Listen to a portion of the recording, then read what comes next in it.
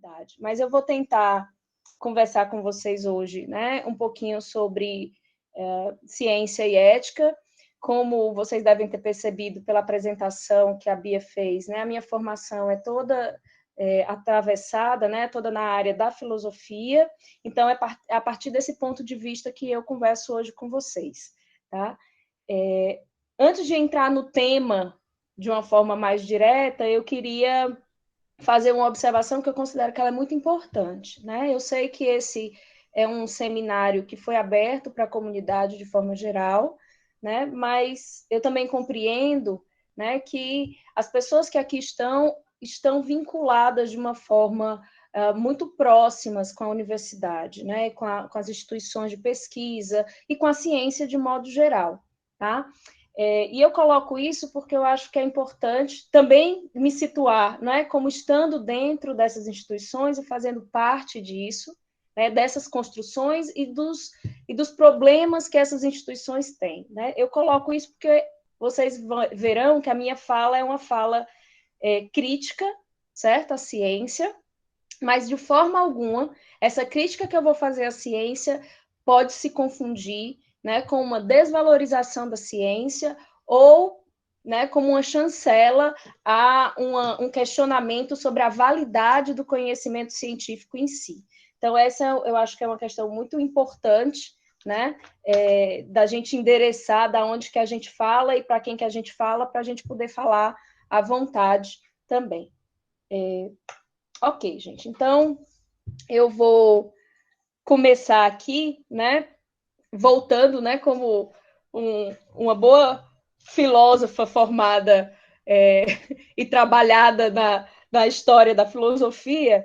Então, toda vez que eu ouço falar de ciência, a primeira coisa que me impacta, não é que falar de ciência hoje precisa me remeter a pensar quando que essa ciência surge, não é? E mais do que isso, como que ela molda, né, o nosso cotidiano como um todo, embora isso não seja evidente. Né? Então, quando a gente vai pensar nessa nossa ciência, a gente precisa, no mínimo, voltar aí até o século XVI, XVII, né, no momento da Revolução Científica, para a gente poder entender que esse era o grande problema, ou seja, eu só posso pensar a modernidade e, portanto, só posso pensar a contemporaneidade se eu percebo que essas coisas estão intimamente conectadas, né, com uma revolução que acontece no que nós entendíamos porque era conhecimento até então.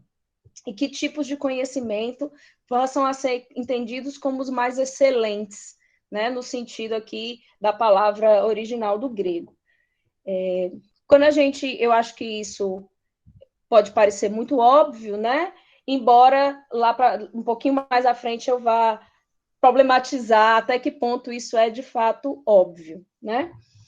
Então, a minha tese é um pouco o seguinte, né? Por que eu estou falando do século XVI, né? Do século XVII? Por que eu estou convidando a gente a voltar? Se a nossa questão hoje é a pandemia 2020, né? Será que é uma questão aqui só da gente estar diante, né, desse conhecimento histórico que parece que serve para o museu, não é? E aí, na verdade, para mim, não se trata disso de forma alguma.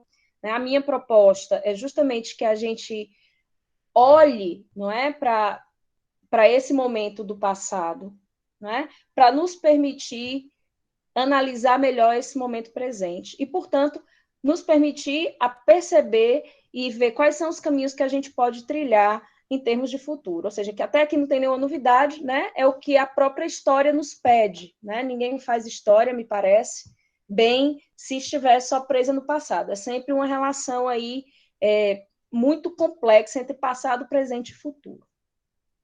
Então, gente, quando eu me coloco a questão da pandemia, não é, e de como é que isso se entrelaça com a ciência e com a ética, né, esses 3 pontos, alguém poderia me dizer assim, beleza, Rita, tu começou falando de história, né, mas a pandemia tem uma dimensão aí que ela não é histórica no sentido propriamente dito daquilo que é construído pelos homens, né, ela tem uma dimensão natural, o vírus é natural. e é óbvio que sim, não é? Que o vírus, enquanto elemento, né, ele é um elemento da natureza. Mas eu acredito que a gente até já discutiu em outros momentos por aqui, né, que a gente não pode pensar a pandemia como um fenômeno dissociado dos contornos humanos que nós demos a ela. Ou seja, mesmo que eu possa pensar que o vírus é natural, para entender como ele se origina, por que ele se origina dessa forma, por que ele se desenvolve ou não, por que ele afeta mais determinados setores do que outros, eu preciso entender aí as linhas, né, humanas, vamos dizer assim, que contornam essa pandemia.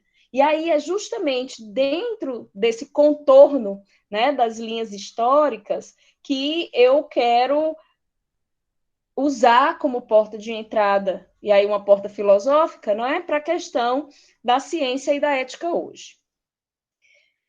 E aí, gente, né, filosofia, né? Normalmente a gente pensa em filosofia e filosofia parece aquela área do saber assim que faz umas perguntas bem descabidas, né? Mas a minha proposta é que a gente entenda, né, que essa coisa da filosofia perguntando o que é descabido, na verdade, diz mais do incômodo que a filosofia causa e, portanto, diz mais da necessidade dela do que qualquer outra coisa. Né? Então, é justamente, né, porque a filosofia não se conforma com as coisas que ela é importante. É porque ela perturba em tantos e tantos sentidos que ela é necessária, né? Hoje mais do que nunca. Apesar, né, de nós termos algumas afirmações em contrário, mas deixemos para outros momentos essas elucubrações, né? Então, gente, quando a gente vai pensar a pandemia hoje, né, uma das coisas que, para qualquer pessoa que tenha acompanhado as notícias nas últimas semanas e nos últimos meses, um dos grandes problemas é a tensão, não é, entre decisões estritamente políticas e decisões ou não decisões, né? E indicações e recomendações que são do campo da ciência, né? A gente vai ver isso notadamente em alguns países e aqui me interessa situar, né? Obviamente nós aqui no Brasil, né? Mas também os Estados Unidos. Então a minha pergunta como filósofa, né? Para fazer um gancho com o que eu estava falando hoje, antes, é como é que a gente chegou aqui?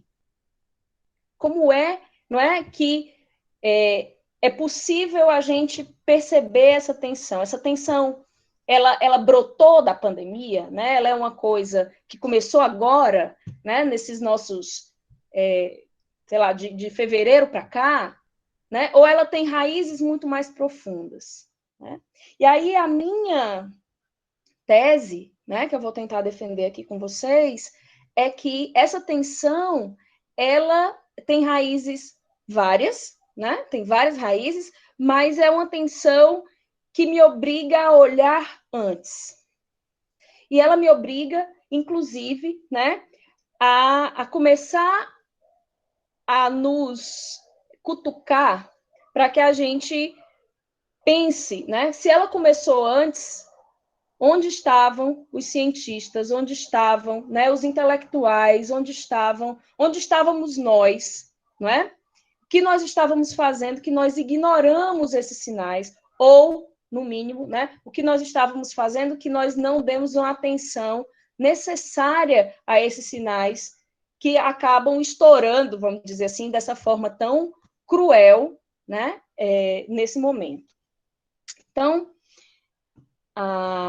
aqui, né, eu quero pensar que, por exemplo, movimentos anticientificistas ou pseudocientíficos, né, eles não aconteceram há 3 meses atrás.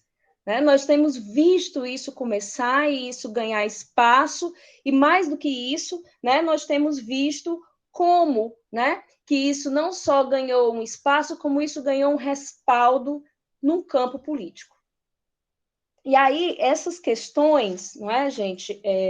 Elas olhar para isso, né? Olhar para a nossa ignorância, aqui no sentido de termos ignorado, né? Como instituições. Porque quando eu vou falar de ciência, vocês vão notar que em vários momentos, né? eu estou preocupada em falar da ciência como instituição. O que eu quero dizer ciência como instituição? Né? Eu quero pensar na ciência como isso que nós construímos coletivamente, ou seja, a ciência não é só o cientista, né, ou a cientista, mas é uma construção coletiva, não é? Que perdura no tempo, que tem representações. Então, como ciência, né, nós não conseguimos lidar com esses movimentos, ou pelo menos a gente não conseguiu, ou não foi atrás, né, de perceber aonde que eles diziam algo para nós, instituições de ensino, instituições de pesquisa. Então, tudo isso me levanta, né, uma série de outras questões. Por exemplo, o que isso tem a ver, não é? Essa tensão que a gente vê hoje, como é que ela se liga, né, com a forma como a gente distribui o conhecimento e como a gente produz ciência? Essa é uma pergunta, né? Como é que se relacionam as instituições de ensino e pesquisa e a vida cotidiana? E aí aqui, né, eu quero trazer essa questão no sentido de como isso se apresenta, não é, para as pessoas? Como é que a ciência, não é, que está tão forte, como é que ela é vista cotidianamente? E aí, uma terceira pergunta, que pode parecer uma extrapolação, mas que eu pretendo dar alguns comentários nesse sentido, seria se existe alguma relação, né, entre a ascensão da extrema-direita em tantos países, né, obviamente aqui no Brasil, nos Estados Unidos, né, e a forma como a gente maneja o conhecimento e de forma específica da forma como a gente maneja e produz o conhecimento científico e tecnológico. Tá? Então, eu vou tentar dar algumas pistas nesse sentido. Né? Eu não estou conseguindo acompanhar muito aqui o chat, mas eu acredito, né, que a gente vai depois ter um momento de conversa. Então, gente, eu pensando sobre essas questões, não é? Eu entendo que a questão da distribuição do conhecimento, ela não tem nada de novo, né? O professor Henrique Cláudio de Lima Vaz, né, hoje já falecido, era um grande filósofo mineiro, né? E ele, em um texto muito pequeno chamado Ciência e Sociedade, que já no ano 2000 ele estava sendo reeditado, né? Então, assim, já tem 20 anos que ele levantou essa questão, no mínimo, né? Ele dizia o seguinte, aí eu vou me permitir ler para vocês, mas depois eu retorno aqui para não ter perigo de vocês não entenderem o ponto, né? Mas eu vou citar o que ele coloca nesse textozinho de 5 páginas.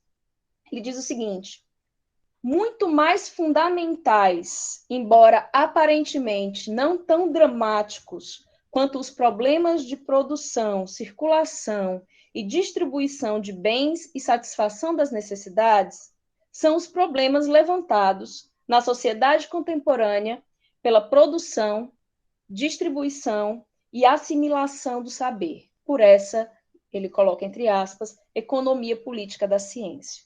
Né? Então, para mim é muito emblemático, não é, esse problema que o professor Lima Vaz coloca, porque ele vai bem nessa questão. Não é? Como é que nós distribuímos o saber? Esse saber que, veja, não é um saber qualquer. E aqui eu faço um gancho com o que eu comecei. Tá? Se a nossa cotidianidade, né, se o nosso mundo contemporâneo, ele é devedor, muito devedor, não é? Do problema e da forma como a ciência nasceu. Se a ciência e a sua filha querida, que é a tecnologia, essa que está nos permitindo estar aqui agora, não é? Elas são tão estruturantes para a vida como a gente conhece ela hoje. E aí, quando eu estou falando de estruturante para a vida, né, eu quero que a gente se dê conta, né, de como que não é só no sentido da ciência produzir um remédio, ou da ciência produzir um computador, mas é de como é que a ciência e tecnologia entranham e formam uma sociedade, não é? Também nas relações que nós passamos a traçar, não é? Na forma como alguns valores são considerados e outros não. Então, a importância da ciência e da tecnologia, ela é enorme, enorme. E, no entanto, né, quando o professor Lima Vaz, ele traz essa, esse puxão de orelha, vamos dizer assim, né, sobre a distribuição, o que ele está colocando para a gente é o seguinte: nós dependemos disso. Nossa vida depende disso. Eu gosto de fazer um experimento mental, só pode ser mental, porque se ele for real eu fico louca, né? Imaginem aí que some meu computador e meu celular no mesmo dia. Imaginaram? Né? As pessoas que têm vídeo que eu estou olhando arregalaram os olhos junto comigo, né? Por quê? Porque a gente depende dessas coisas. O problema é porque a gente não entende essas coisas. E aí, isso tem um custo. Né? O professor Lima Vaz, ele coloca uma coisa que eu acho extremamente importante, que ele dizia o seguinte: olha, nas sociedades pré-tecnológicas, né, existiam outras formas de organização, mas as pessoas tinham um sentido para o mito delas. O mito fazia sentido para elas. Aquilo que organizava a vida fazia sentido. Né? E aí, quando a gente vem com a ciência, que é maravilhosa, vejam só, e a tecnologia, que é fantástica, né? Ela nos invade, mas ela não nos dá elementos simbólicos, vamos dizer assim, para que a gente possa dar sentido a ela. E eu acho que isso já dá uma pista, né? Para a gente pensar por que a gente tem esses movimentos acontecendo e ganhando espaço. Mas pego isso mais para frente, né?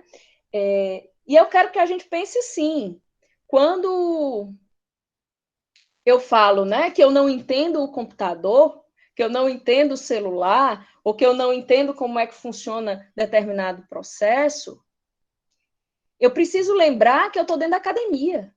E, portanto, eu sou a privilegiada, ou seja, o que eu deixo de entender, provavelmente no mundo lá fora, é ainda mais trágico. É ainda mais trágico, né? Então, como que isso acontece na cabeça das pessoas e qual o impacto disso, né? E aí é óbvio, né, que a gente precisa também separar aqui algumas coisas, né? Quando eu penso na distribuição da ciência, né, do conhecimento de um modo geral, né, a gente precisa pensar sobre como que a gente tem ensinado ciência. Mas mais do que isso, né? A gente precisa pensar como, não que a gente precisa ir além de uma questão quantitativa em termos de ensinamento de ciência. Vou tentar explicar melhor. Assim, é super importante que a gente tenha aulas de ciência. É super importante que a gente tenha mais vagas no ensino superior. Mas isso não é suficiente. Isso tanto não é suficiente, né? Quando o Bia me apresentou, vocês viram que eu dou aula aí uma ruma de canto, né? Eu não sou cientista, mas dou aula para uma ruma de gente que vai ser, né? E é sempre impactante que eu descubra que os meus estudantes, que muitos dos colegas, nunca pararam para pensar o que é ciência. Isso tem consequência, ou seja, o que é que eu quero dizer com isso? Né? Eu sei que há diferenças enormes no seio da ciência, né? Normalmente as ciências humanas, elas têm, né, uma preocupação muito grande com as discussões epistemológicas, mas a gente vê também, né, dentro desse espectro do que é a ciência, né, ciências que praticamente não colocam essa questão ao longo da formação inteira. Eu estou falando de doutores, não é que não sabem o que é ciência. Eu estou falando de gente que trilhou a vida inteira dentro da academia e nunca se perguntou para que ela faz ciência, como que a ciência se encaixa dentro da vida dela. Cotidiana, né? Cotidiana, não só, né, aquilo que ele faz lá no laboratório. Então, acho que a questão de ensinar ciência, ela precisa ser entendida, né, justamente nesse problema não só da quantidade, obviamente a quantidade é importante, né, mas da qualidade. Não adianta eu aumentar os créditos de metodologia se eu vou continuar discutindo formas metodológicas de uma forma tecnicista, né? Não adianta que eu pense ciência de uma forma reducionista. E aí aqui, né, eu já vou querendo... Gente, a minha cachorra está se pronunciando aqui, vocês estão ouvindo? Que ela está... Né? Enfim.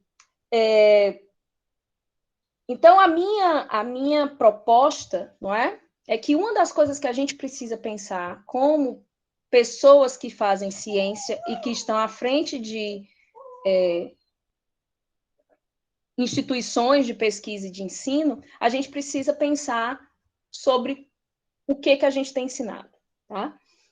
E aí a gente precisa pensar, então, como ciência, né? A minha ideia aqui um pouco é que a gente pense a ciência, né, naquilo que ela toca, a complexidade. A ciência é complexa, a ciência ela está ligada, né, com a ética, a ciência está ligada com a política, a ciência está ligada com a economia, né?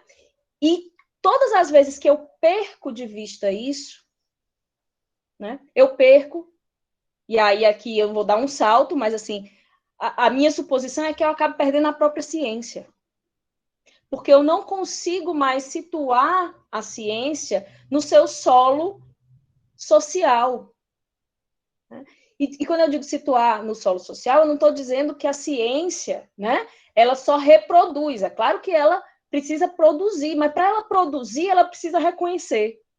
E por isso eu acho, né, que a primeira postura ética da ciência é que ela diga que ela não é neutra.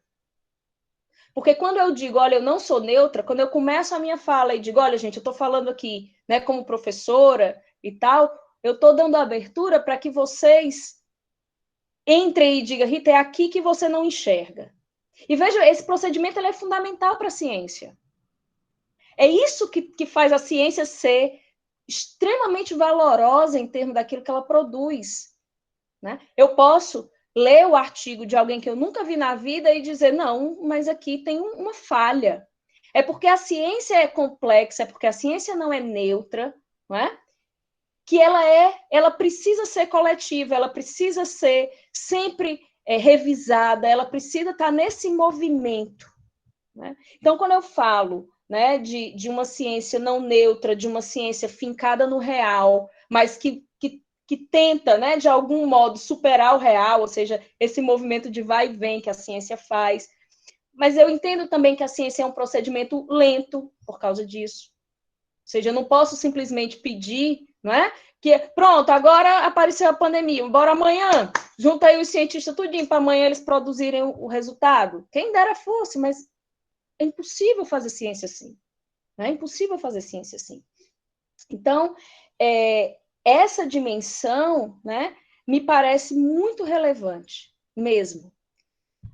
E aqui eu vou puxar um texto que eu acho que muitos de vocês devem conhecer, que é o texto do Edgar Morin, né, aquele livro Ciência com Consciência, e que ele faz uma proposta que me parece muito importante. Né? Tradicionalmente, e aí, de novo, escutem, né? Quando eu digo tradicionalmente é porque eu estou generalizando, mas eu quero que a gente sempre tenha em mente que há um leque muito grande aqui dentro do que eu estou chamando de ciência, né? Mas tradicionalmente, né, a ciência se furtou, jogou para fora de si a tarefa de fazer ética, de pensar a ética, pior ainda. Né? Então, quando eu coloco isso, o que eu quero dizer é que via de regra, a gente vê duas situações. Os cientistas, não é? Que produzem sem ter nenhum compromisso com essa discussão ética, porque eles entendem, né, que a ética acontece depois da ciência, Ou seja, é uma coisa, né? É aquela frase famosa, assim, as armas não matam pessoas. Pessoas com armas matam pessoas. Né? Como se a arma fosse feita para a gente pendurar na parede. Então, esse é o modelo da ética jogada para fora. Né? E quando a ciência joga essa ética para fora, pode acontecer um outro fenômeno. Né? Um cientista de forma individual ou uma cientista de forma individual assumir essa responsabilidade, dizer, não, peraí, eu vou fazer esse negócio aqui, o que é que vai virar? Como é que isso se relaciona com os desejos políticos, econômicos, todas essas coisas. Mas também isso não é o ideal. O que eu quero dizer? Por que isso não é o ideal? E aqui eu estou só trazendo a ideia do Edgar Morin, né? Isso não é o ideal, né? Porque isso recai numa responsabilidade que pode ou não ser assumida. É como, né, eu deixar, né, para as pessoas individualmente dizerem se querem ou não se preocupar com a ética. Mas isso é problemático, muito problemático, né? A gente tem um grande filósofo, né, que é prata aqui da casa da UFC, que é o professor Manfredo Oliveira. E num texto, veja, eu só estou pegando texto de mais de 20 anos, gente, para vocês verem como o negócio é sério, né? Num texto dele, que eu trabalho às vezes com os estudantes de psicologia, chamado. O capítulo é Crise Ética do Brasil Atual, né? Ele coloca uma coisa muito interessante que eu acho que a gente tem que pensar. Nós vivemos um paradoxo.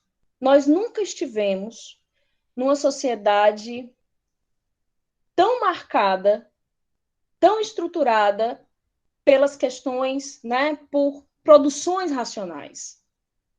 A tecnologia, a ciência, seja claro ou não, ela estrutura a nossa vida.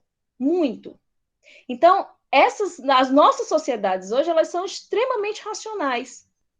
Mas, por outro lado, né, e aí está o paradoxo, nós temos, né, essa exclusão da ética da ciência, né, ela faz com que essas decisões ligadas ao campo do agir, ou seja, quando eu pergunto como que eu devo agir, que é a pergunta clássica da ética, né? Como eu devo agir?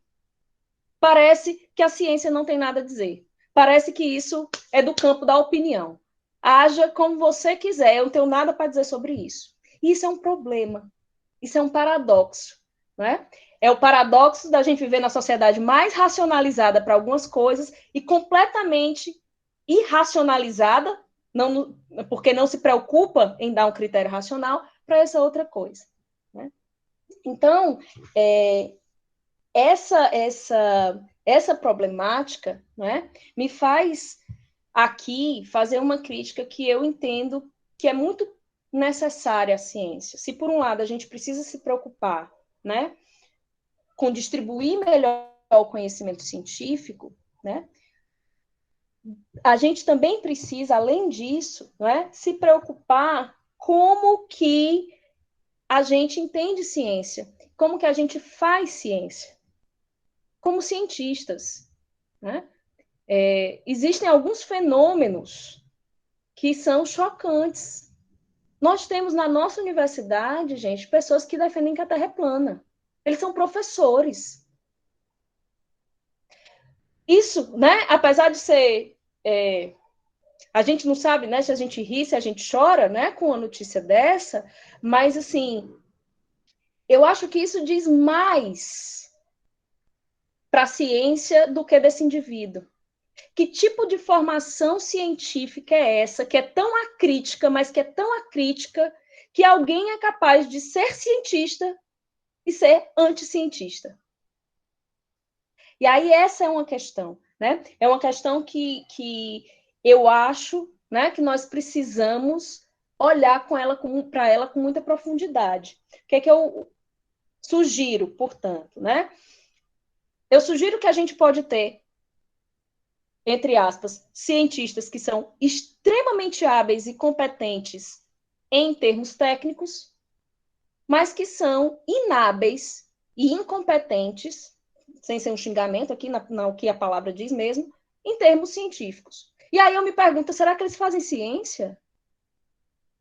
Será que eu posso pensar que eles estão fazendo ciência? Né? Ou eles estão só reproduzindo, e, portanto, quando eu estou reproduzindo, né, muito da ciência se perdeu. A ciência não pode ser só reprodução. Né? E aí eu queria, nessa toada, tentando me encaminhar aqui para o fim, porque eu ia botar um marcador de tempo, mas não botei, então vocês me avisem, viu? 5 minutos? Tô lascada. Então vamos lá. Então eu queria que a gente pensasse, né, por exemplo, como que a ciência precisa se reconhecer como tendo fronteiras com outros saberes, como sendo atravessada por outros saberes, em certa medida, mas não como concorrendo com outros saberes. Eu acho que é muito problemático quando a ciência esquece de se ver, não é? Dentro desse mapeamento, né? Primeiro porque ela deixa de se defender assim, com um tempo suficiente. Vejam só, se a ciência reconhecesse a sua fronteira com a filosofia, a gente não tinha, muito provavelmente, né, tido reações tão pequenas quando a filosofia, há tantos anos, vem sendo atacada. Porque se eu entendo o que é ciência, eu entendo, por exemplo, que para alguém acreditar, né, que a Terra é plana, só para dar esse, né, esse é um problema filosófico que necessariamente está posto lá na epistemologia, mas que vai bater na ciência. Essa noção, né? E aí ela, óbvio, começa batendo da ciência, ela começa batendo nas humanas, né? E tá aí. Mas, eventualmente, ela vai bater na da saúde. Estamos nós vivendo a briga, né, com a ciência da saúde. Essa, né? Que parecia tão segura no seu lugar. Mas é com ela que a gente está vendo a briga hoje. Né? Nesses problemas de fronteira, e eu estou falando da filosofia, né, mas eu podia falar da arte. Eu podia falar como é que a ciência, enquanto instituição, não se mobiliza para dizer, olha, acabaram com o Ministério da Cultura. Isso é problemático, uma hora vai bater em mim. Né? Inclusive, estou pensando numa perspectiva bem egoísta da ciência, dela pensar assim, eu vou bater lá para não chegar em mim. Né? E aí, tem uma outra coisa, né, que eu queria pensar, que eu acho que é muito tensa, né?